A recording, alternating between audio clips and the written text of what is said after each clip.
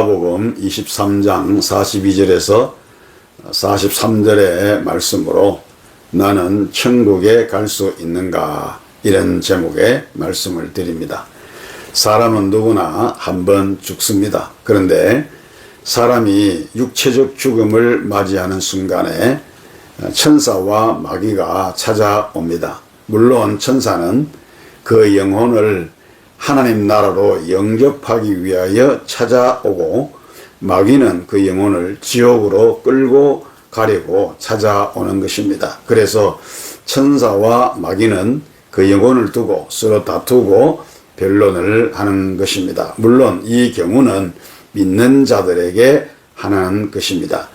그런데 천국은 어둠과 죄가 없고 영광스러운 곳이기 때문에 결코 죄인이 들어갈 수가 없습니다. 반면에 지옥은 죄인들이 들어가서 영원한 형벌을 받는 곳입니다. 따라서 죄인의 영혼은 흉악한 마귀가 득이한 채 지옥으로 끌고 가는 것입니다.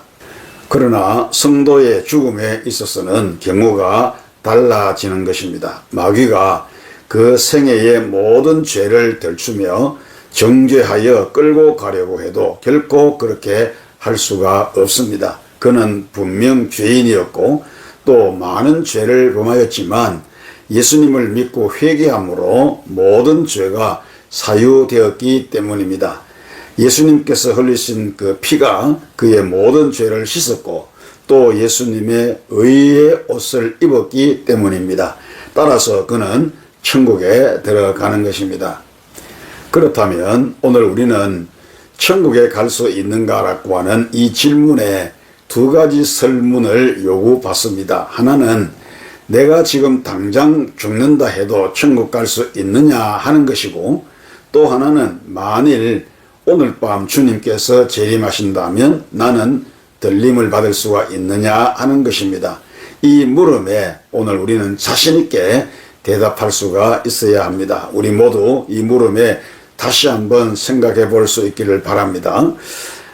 먼저 생각해 볼 것은 나는 천국에 갈 수 있는가 라고 하는 것인데, 결론적으로 회개하고 주님을 믿는 사람은 즉시 구원을 받으며 곧 죽는다 해도 천국에 가는 것입니다. 어떻게 해서 그런가? 몇 가지 이유를 생각해 보면, 첫째, 예수님으로부터 죄 사함을 받았기 때문입니다. 로마서 3장 23절로 24절에 보면 모든 사람이 죄를 범하였음에 하느님의 영광에 이르지 못하더니 그리스도 예수 안에 있는 속량으로 말미암아 하느님의 은혜로 값없이 의롭다 하심을 얻은 자 되었느니라고 말씀을 합니다.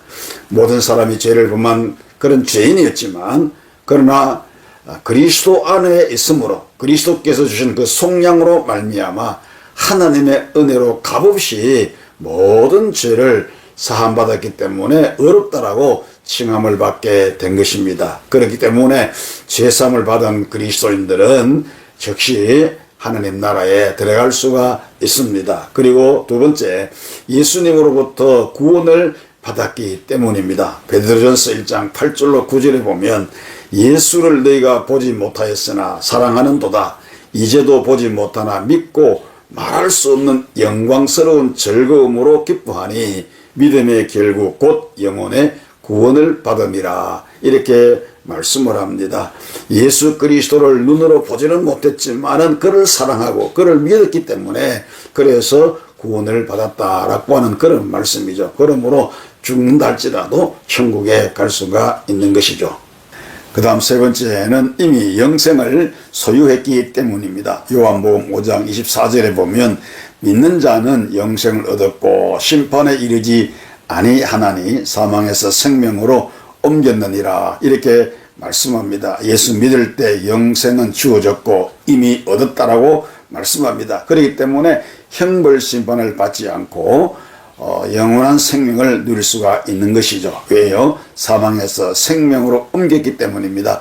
예수 믿는 그 순간에 사망에서 생명으로 옮겨졌기 때문에 그는 구원받은 자요, 주님께서 오실 때 천국에 들어갈 수가 있고 들림을 받을 수가 있습니다. 그리고 천국의 시민권자이기 때문에 그렇습니다. 빌립보서 3장 20절에 보면 그러나 우리의 시민권은 하늘에 있는지라 거기로부터 구원하는 자 곧 주 예수 그리스도를 기다리노니 이렇게 말씀합니다. 우리의 시민권은 하늘나라에 있습니다. 그러므로 우리는 시민권자, 하늘의 천국 시민권자이기 때문에 주님께서 오실 때 우리는 들림을 받을 수가 있고 내가 죽는다 할지라도 천국에 갈 수가 있습니다. 다섯 번째, 하나님의 자녀이기 때문에 그렇습니다. 요한복음 1장 12절에 영접하는 자, 곧 그 이름을 믿는 자들에게는 하나님의 자녀가 되는 권세를 주셨으니 라고 말씀합니다. 우리가 지금 죽어도 천국 갈 수 있는 확신은